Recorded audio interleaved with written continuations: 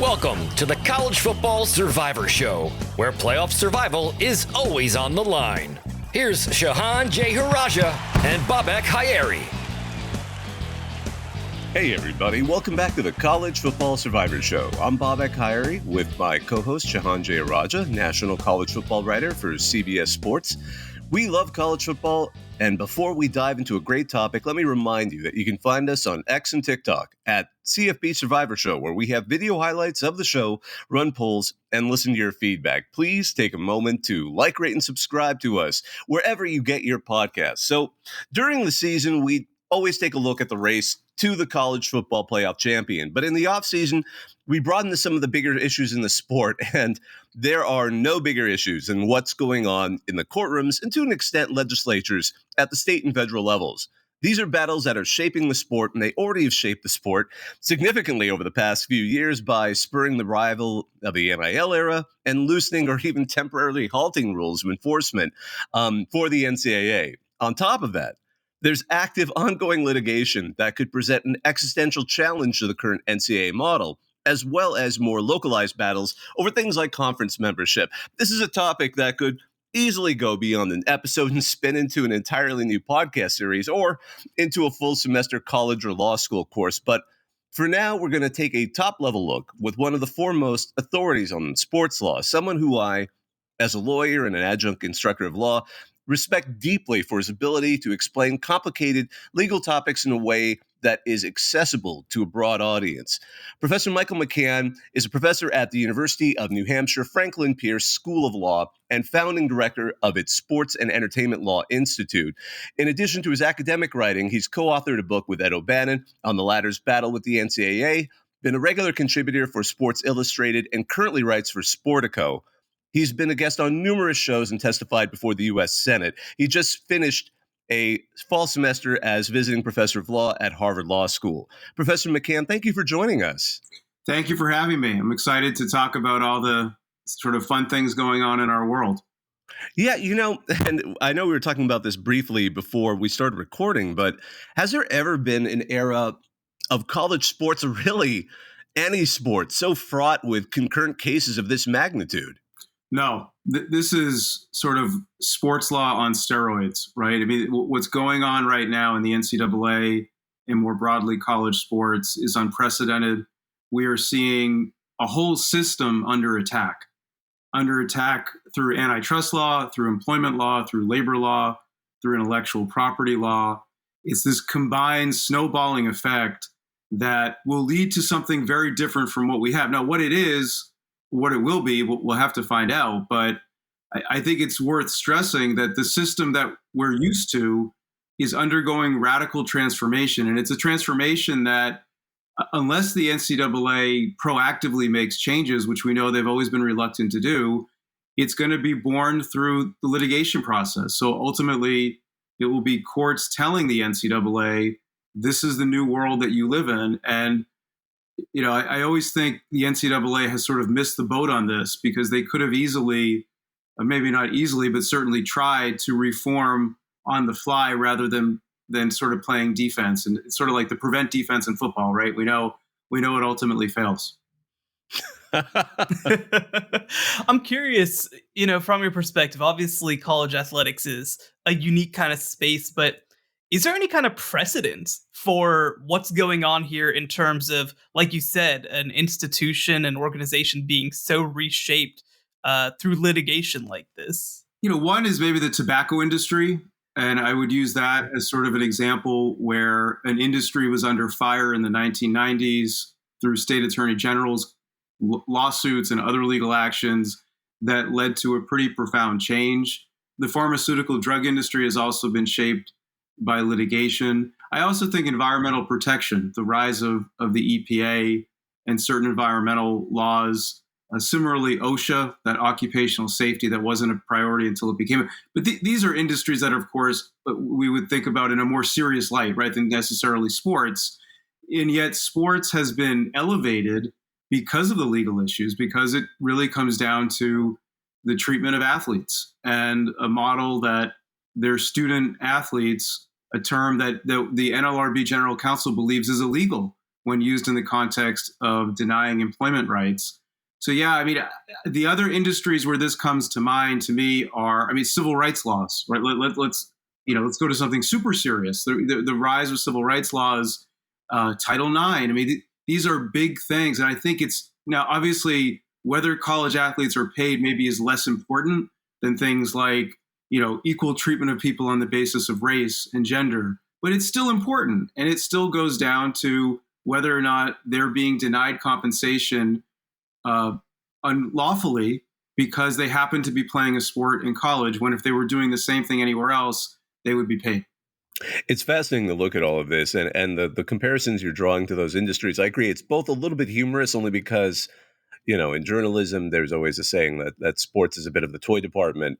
But at the same time, we're talking about young men and women who are working really hard and just compensation in a situation that certainly is quite serious when you consider that we're talking livelihoods that can end with an injury and the kind of the surprising moments and tragic moments that occur in the sports at all times. This is a huge question, but I think you've touched on it a bit, and I don't want to necessarily belabor it. But how did we ever get to this point? I mean, is this the NCAA's lack of action? Is that what it really comes down to? I think that is a big part of it. The NCAA really trying to hold on to something, and the NCAA would say they're a membership organization, essentially that the members are dictating, let's hold on to the system. There's sort of inertia in authority, I think, in terms of people that have held positions for a long time that get accustomed to it, get paid well, that view any sort of change as disruptive. But I also think, in a way, the Supreme Court losing the Board of Regents case in 1984, and yet in the course of it getting sort of a de facto exemption from antitrust law, or at least highly preferential treatment in antitrust law in terms of its relationship with the athletes, they've held on to that, right? The idea that college sports is somehow structurally different and ought to be viewed in a more deferential way under antitrust law. That was a blessing and a curse. I mean, it was a blessing because it allowed the NCAA to have a good legal argument in different cases. But it was a curse when, most recently in 2021, when the Supreme Court, in a 9-0 decision in the Alston case, said it's just dicta. That case, Board of Regents, had nothing to do with athletes. It was about TV rights. It was about restraining the how often schools could be on national TV. And we know Justice Gorsuch, Justice Kavanaugh, of course, just ridiculed the NCAA for holding on to that case. And I also think a big thing was the Alston case. The Alston case wasn't, none of us really thought of Alston as that big of a case because it was about education-related benefits. It was not about NIL. It wasn't about pay to play. It was about something that we don't really talk about. It's athletes getting money for education. Well, the NCAA rolled the dice and asked for the Supreme Court to take the case, and they got it. I think they thought the court was conservative in the sense that they would romanticize college sports and think, let's go back to this time that probably wasn't ever really there, but that we sort of think in our head, when the college athlete was sort of viewed as something noble, a noble occupation. Clearly, that's not what the Supreme Court thought. The Supreme Court thought this whole system is awful. It's exploitive, and what a turn of events in the history of college sports. I'm curious. Like you mentioned, in sort of the 80s and the 90s, there are some precedents that seem to reinforce the collegiate model in some ways. And so rapidly, we've seen this movement to the other side that really doesn't seem to be bound, like you said, by politics or ideology in any sort of way. I mean, what do you kind of credit for that somewhat rapid change in perspective on the legal side? Yeah, I think there's a confluence of two things. One is the rise of sort of libertarian justice, the idea that we ought to let the marketplace play out as it could. And that view, I think, was clear in Judge Corker's opinion in the Tennessee and Virginia versus NCAA case, and really clear in Justice Kavanaugh's concurring opinion in Alston, where, to me, the viewpoint was, why is the NCAA disallowing member schools from doing what they want to do, which is pay players? right? That's really what this is driving this.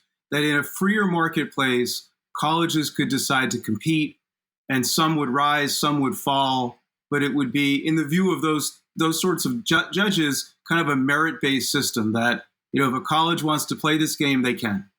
And then concurrently, we have seen, I think, the rise of the labor movement in a way that is important, that we're seeing challenges to whether it be Starbucks or other companies, the idea that the worker is somehow not treated as well. And I think younger generations than me, that is something that gets talked about more than when I was growing up, for example. And Jennifer Abruzzo, the general counsel, when you have Jennifer Abruzzo, sort of a labor rights union person, writing basically the same thing as Justice Kavanaugh, a conservative judge and now justice, that's striking. And they're viewing it from different ways, right? But they come together in the same place. Whether it be allow the free market to play out, colleges want to pay players, great, they should, just like any industry. At the same time, you have the sort of progressive labor movement saying, wait a second, why are they not being paid? They're working a job. So together, you get this kind of snowball effect, and I don't think the NCAA has any idea how to stop it. Yeah, it's fascinating that you mentioned that because, and I'm surprised that, like, at least in sports law, it isn't just called now simply the Kavanaugh concurrence, because it was such a, like, wow, he's really he's going off on one today, when you read it. And as you said, like, he's also like, they could just unionize, and you're like, wait, whoa, you're the one saying this in the process. But, obviously, and it's something I always caution, for example, students and people who aren't necessarily lawyers, that the wheels of justice do turn slowly. But with the cornucopia of cases that are out there, which do you think at this point poses the most existential threat to the current NCAA model? I mean, because there's so many out there. I don't want to go over each one. Obviously, there's Johnson, there's House, et cetera. But in your mind, which one is the one that could potentially just break everything? I think the Dartmouth College men's basketball team is the one at the top, in part because it's moving fast. And I think that it's sort of gotten ahead on the line of all these cases. The Dartmouth one is moving at a rate that the others have not been able to go at. And if in fact it turns out that the National Labor Relations Board, which I think, if I had to predict, again, we don't know, but 3 of the commissioners on the board are Democrat, and I think it was striking when Dartmouth tried to get a stay on the vote itself, we saw a 3-1 vote. There's currently 1 vacancy. We saw a 3-1 vote saying no, there's no stay, and the one dissenting NLRB board member said, well, we need to look at this. This is a huge thing. This is unprecedented. The other 3 didn't say that, which I thought was pretty striking. The fact that they weren't using that. So if that's true, if in fact, if we play it out and the NLRB sides with the players, then it will go to a federal court of appeals and maybe the Supreme Court, but it's moving at a rate that the other ones aren't. The other big one, and I think Johnson was still in the Third Circuit. We're still waiting on that. It's taking a little bit longer than expected. But the House case you referenced, I mean, that's going to trial allegedly in January. Now we'll see if they actually ever go to trial. But if it does go to trial, the NCAA warns it could be assigned over $4 billion in damages, because it would be about why are the players not being paid to be on TV? That's really the fundamental question in that case. Why is it that NFL and NBA and WNBA players are all paid when they're on TV, these huge TV deals? Why aren't college players paid? And if in fact the court says, yeah, they should be paid, they should have, not only should they be paid, they should have been paid for a while. And now you got to go back and pay them all. That is a death blow to the NCAA and the power, if we're calling it the Power 5, Power 4, whatever we want to use. Power, maybe the Power 2 before long. But, so I would say those 2 to me, just in part because of timeliness. Obviously there's so much push right now to try to get some legislation through Congress to try to, head all of this off. I mean, from your perspective, one, what does kind of the NCAA need at this point from Congress to be able to head all this off? And two, how would legislation potentially impact some of the cases, especially like you mentioned that House case where there's so many damages that could, stretch back for a long time? Yeah, I mean, we have seen how many hearings, like a dozen hearings over the last 4 years. I mean, they're covered by media very closely. They're taken seriously, and then nothing happens. And we've seen the same. It's like a script, right? It's like the same scene keeps getting played out with different people playing the roles.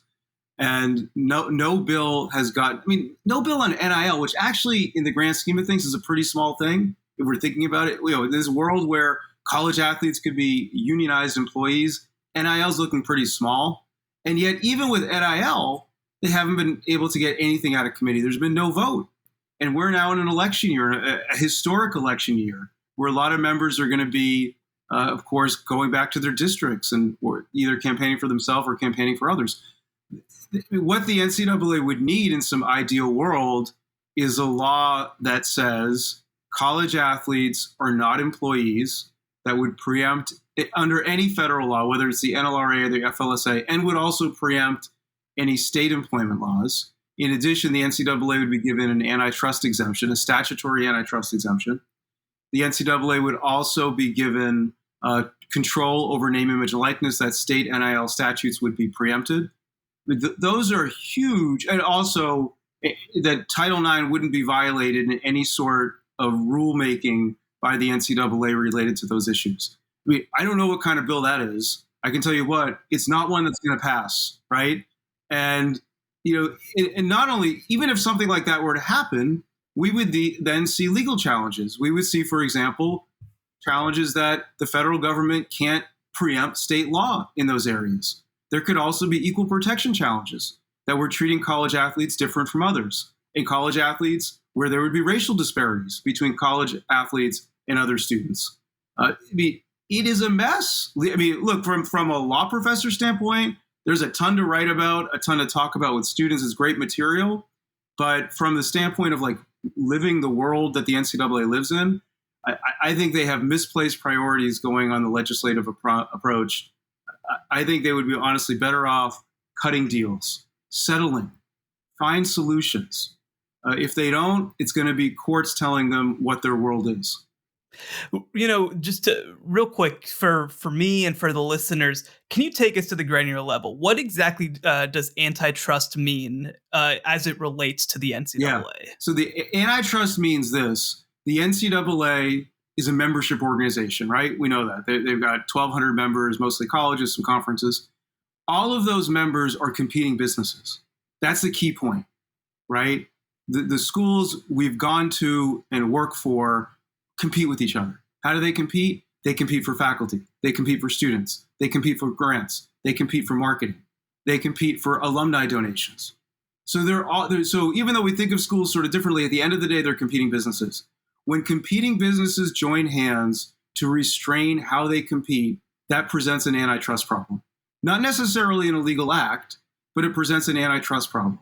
Because under antitrust law, we do not like competing businesses, whether it's two colleges or the gas station on one side of the street and the one on the other, or Amazon and Walmart, or two media companies, or two airlines, whatever it may be. Once they start sort of joining hands, there are anti-competitive actions. And what are the effects of those anti-competitive actions? Usually we think of it on a consumer basis, that competing businesses join hands to restrain how they compete. And so we pay more for products because they're not competing, or they don't innovate as much, or our choice of what to buy is limited because there isn't the same set of incentives. In the college space for college athletes, it's this.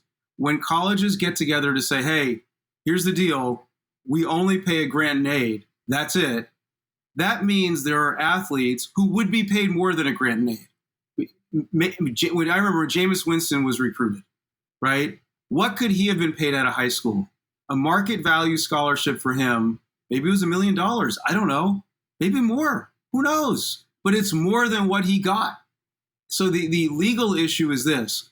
These are competing businesses saying, hey, let's not compete in terms of paying athletes. And yet, what do we see them do? We see them spend money on everything else. because they have this, they can't pay the athlete. So what do? They pay the coach, the big name coach. They pay for the best facility. They pay for the new health care center, the new trainer, the new track, state-of-the-art equipment, go down and down and down and down and down because they can't pay the actual player. So they pay on everything around them. And that's fundamentally the antitrust issue.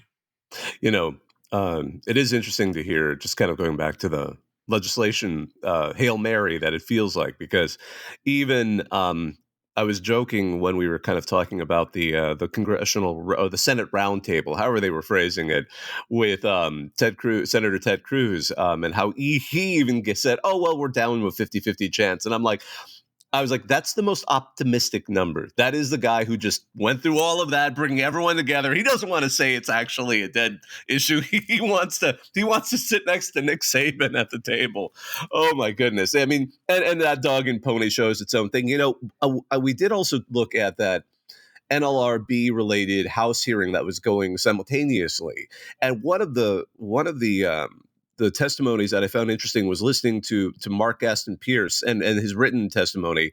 For he was the former chair of the NLRB when they had initially denied the Northwestern bid to unionize over the fact that it was, again, an anti-competitive nature. They were only private school. At the time, the NLRB had never thought about conferences. Now, obviously, there's been a lot of changes. And I thought I would turn back to that only because, as you pointed out, it is one of the more, I love how, as we said at the outset, this is such a rapidly moving area. I don't think anyone, 2 months ago thought we'd be, oh, hey, how's that Dartmouth basketball team going to break the system?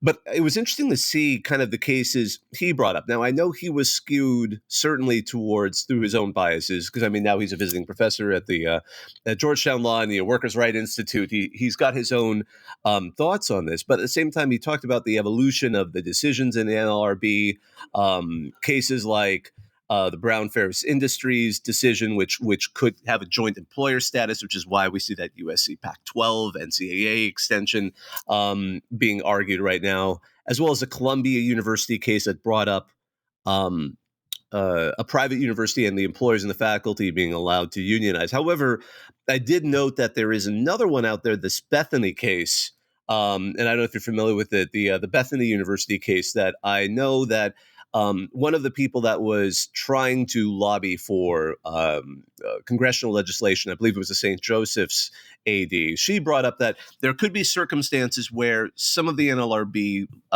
rulings out there could create conflict. And Bethany College is a religious college, and they said that they had an opportunity to prevent those from necessarily unionizing. Is this NLRB case for Dartmouth as clean cut as sometimes we see it reported? Because and I think, and this is something, again, I caution people, when lay people report, they tend to go, oh, they'll read the complaint and say like, oh my gosh, this is what happened. And as lawyers, we're like, okay, hold down. That's the most biased piece of writing. And as a lawyer, we're proud of it when we write them, but at the same time, it's not accurate.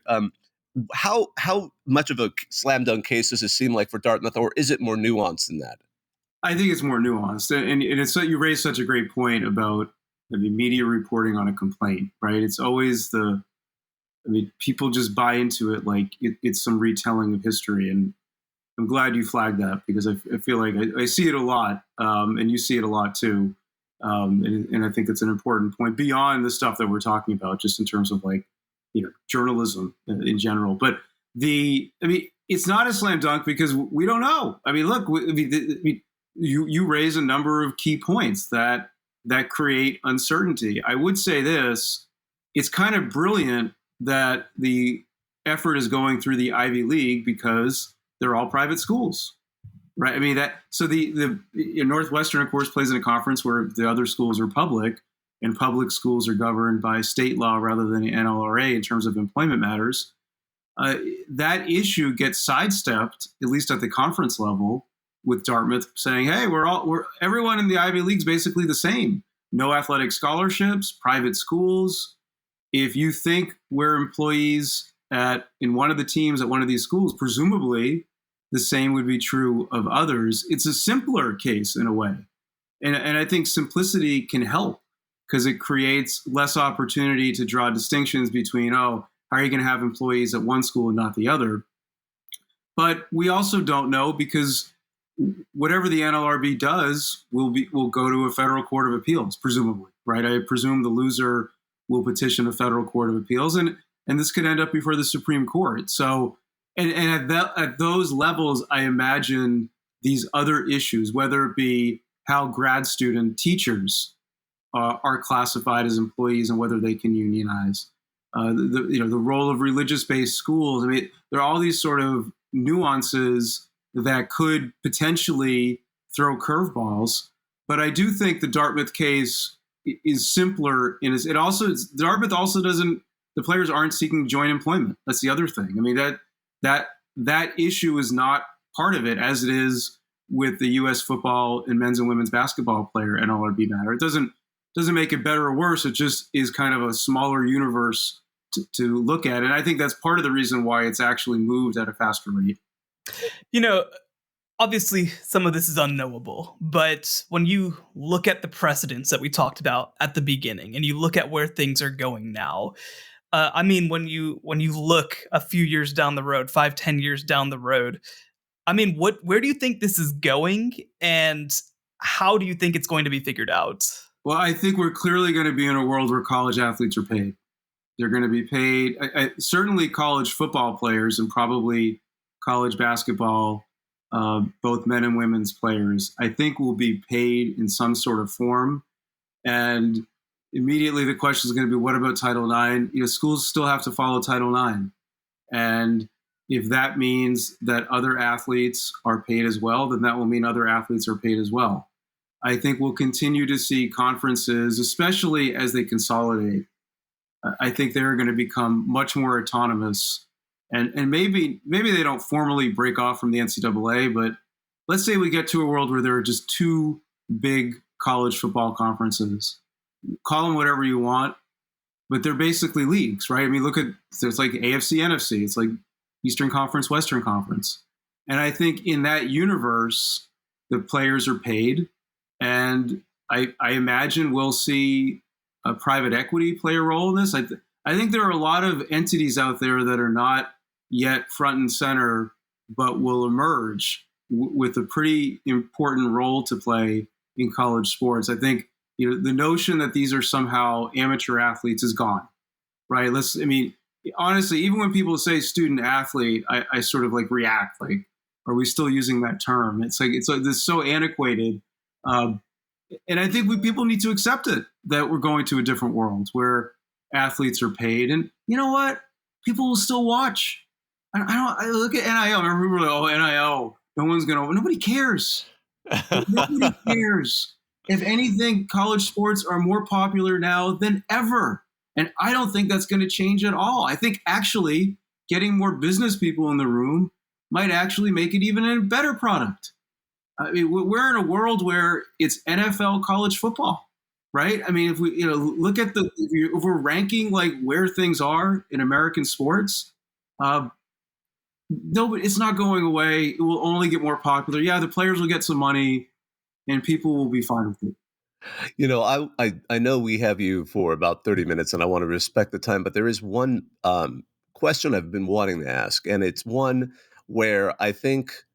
Because we're obviously focused on the revenue generating athletes, the football teams and the college basketball teams, usually the men's basketball teams at the top level. But we know the NCAA has, I think it's at all levels, 20,000 teams and 500,000 athletes. And then there's NAIA, there's JUCO, there's all these other athletes that we actually don't talk about that add up to significant numbers.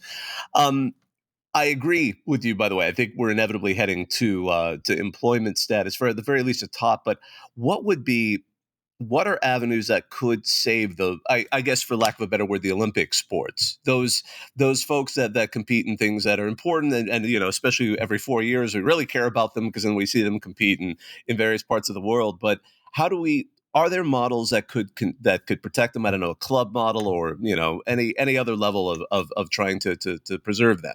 Yeah, I think one question to me is sort of the threshold question of every college says they're losing money on sports, right? We've seen that talking point, and maybe they are, but I think there's some question about what they're counting.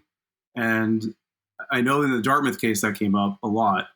in terms of what's actually counted towards profit and loss. But it's an important question, because if a school says, well, we're losing money on this, we have to cut it, what is the value they're getting that's not direct, including, for example, access to alumni for fundraising purposes, marketing, enrollment, right? Enrollment management, looking at the impact that a sport has on admissions. These may be harder to quantify, but nonetheless extremely valuable benefits. And schools are going to, I think, have to do a little bit more math before they sort of reflexively say we're losing money. So I would begin with that. And secondly, if we do enter a world where, in fact, colleges say, we can't afford to pay the volleyball team and the tennis team and track, and that's okay. I mean, they could convert the teams to club. Now, they can't do it to avoid employment status. They have to be cautious in how they do it. But if they do it in an approach that makes sense, Tom Ferry at the Aspen Institute has written a lot about club sports, and I would encourage everyone to read what he's written, that it is a viable model that actually resembles what the NCAA says is happening in college sports, right? The student-athlete model. They're largely run by students. There's some faculty involvement, some staff involvement, some funding. They play other teams. What about athletic scholarships? Well, most college athletes don't get athletic scholarships. I mean, I think there's that issue, and many of them are partial scholarships. There's tons of scholarships available for all sorts of things. I mean, there are companies that, and I Googled it, there are literally companies that can find you scholarships, or at least identify where they are. So it isn't as if eliminating a sport means somebody that would have gone to college on a partial scholarship can't get a scholarship for something else. It's obviously a different world. And again, nobody likes change, and I understand that. I mean, I don't like change, right? Like, I mean, none of us like sort of the world shifting on us, but I think it's a world that colleges can handle. They handle all sorts of serious things. They're very bureaucratic. There's an enormous amount of process at the college level, at the university level. It isn't as if these are like sort of fly by the pants entities. They're to a fault bureaucratic. And I think they would be able to make changes that preserve these sports, maybe at the club level, without the world collapsing. That is absolutely fascinating. You got me just thinking. I'm friends with the college club. There's a college club sports football league. In the end, like it's outside of the NCAA. They're student run, and I'm friends with the coach of the Ohio State club football team, which is unsurprisingly quite good. Yep. And they have I just realized they have a poster child out there, because one of their guys has actually got accepted to be to try out for the NFL. And I'm thinking like, oh man, that kid might be, hey everybody, look at him. Oh my goodness. But on that note, sorry, you just got I love when your brain gets thinking, you're like, whoa, but thank you so much, Professor McCann. It was a pleasure having you join us again, or join us at least on this show to talk about so many issues. I mean, there's so many things we could still talk about, but that's what makes it so delightful. And it's, lots of material to write about, indeed, academically and otherwise. For those of you out there, again, Professor McCann is at the University of New Hampshire's Franklin Pierce School of Law and founding director of the Sports Law Institute there. You can find his writing on Sportico. I'm going to tell you, anytime he writes something, I read it. I encourage you all to follow him on Twitter and to follow all his writing there, because it is absolutely one of the best ways to get a sense of what's actually happening on some of these legal issues. In ways, as we were talking about earlier, it stays away from that. Oh, hey, the plaintiff's attorney said this happened, therefore it happened. No. You'll get a more balanced view, a nuanced view on it. So thanks again for joining us. We really appreciate it. Thank you. Appreciate it. Talk to you guys soon. Well, on behalf of all of us here at the College Football Survivor Show, I wanted to thank you. But before we drop off, Shehan, what were your thoughts on that conversation? I mean, I hope it was. See, for me, as a person with a legal background, I hang on every word, because that's what he spends his time doing all the time. Did you get anything out of it yourself, or? Oh, most definitely. I think that the comparisons that he made at the beginning to the tobacco industry, that was a really interesting pull. I hadn't really thought about it like that, right? I think we naturally sort of think of things just in the realm of sports. So we've heard maybe the antitrust stuff with the NFL before, with the NBA before, but to kind of hear, oh, well, the tobacco industry was one that was basically restructured through court action in a lot of ways. I think that that's a very interesting way to look at it. I think that coming out of this, I'm even more pessimistic about legislation being able to fix this. I think that he brought a lot of great perspective from that perspective. And so ultimately, I'm going to be fascinated to kind of see, does it end up being settling out of court, like he mentioned? Is it going to be, some maybe government action mixed with some settling? But I mean, this is such a quagmire for the NCAA at this point, just with all the different issues that Professor McCann brought up. And ultimately, I don't know. I don't know how they're going to get out of this one, man. Yeah, I completely agree. And I enjoyed your question asking him to compare it to, because I'm just thinking like, boy, that's a PR nightmare if you're the NCAA.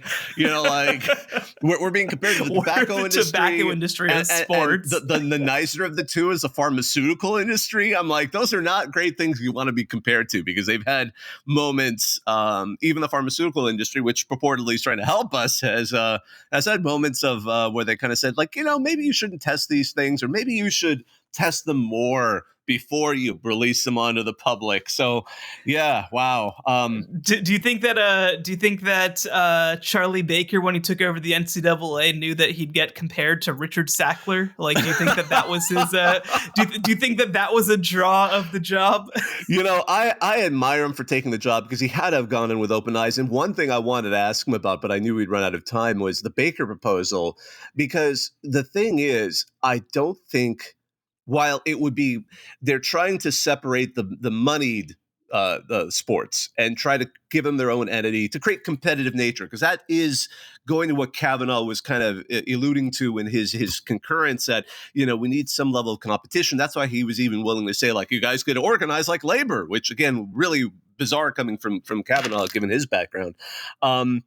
And one of those things that came up was, I don't think that's going to prevent those not included in this new division from still suing. I think you could still end up back to where we are exactly right now, except we have the players on what we now recognize as more of a true minor league of college football and football itself, and basketball, as well as the non-revenue sports also deciding to sue for the same thing. So, yeah, no. Listening to all of that, it just really confirms that we are in a situation where I agree with him 100%. We are going to have employment at some point, at some place. What I was also most surprised of is his view that this NLRB case with Dartmouth may be the fast one. And when he said it, it made sense to me. I think not obviously paying every moment of the day to this topic. I hadn't thought about it, but he's absolutely right. That NLRB case, with the way it's structured, is going to move faster than some of this litigation. Because as he said, Johnson and House, we've talked about it for, I think, a couple of years now. And those two cases are still we're still waiting for them to move forward. As he pointed out, I love it because he phrased it as an attorney. He's like, well, it's about to go to trial in January. I'm like, that's like a long time from now for us. It's 10 months. For us normals. It's going to be a whole other season. My goodness. But yeah, no, that was great. And, I learned a lot, and I hope those of you listening also learned a lot out there. Well, I think that's a good moment to kind of wrap this up. I just wanted to thank all of you for listening. I wanted to thank our producer, Joey Aliberti. Be sure if you get a moment to like, rate, and subscribe to us wherever you get your podcasts. You can find us on X and TikTok at CFB Survivor Show. He's Shehan J. Raja. You can find his work at cbssports.com as well as at Shehan J. Raja on X and TikTok. I'm Bobak Hayeri. Thank you so much, everybody. Have a great day. The College Football Survivor Show, where playoff survival is always on the line.